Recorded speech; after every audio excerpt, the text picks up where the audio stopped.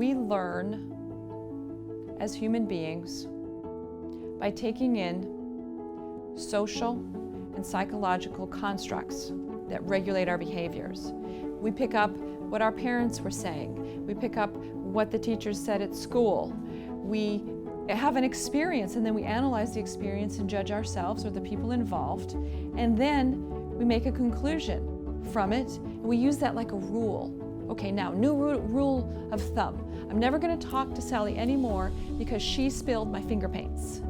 You know, that's this kind of stuff we do from the time that we're born. We're constantly programming ourselves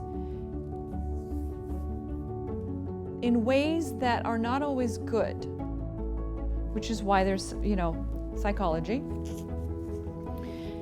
This is not psychology. This is behavioral modification. You can literally choose to take out bad pieces of thought and feeling and habit, hone in on one that's not working, a piece of code. Take that out and consciously choose another piece, put it in, try it out. If it works, great. If it doesn't, tweak it. You can change. You can completely change.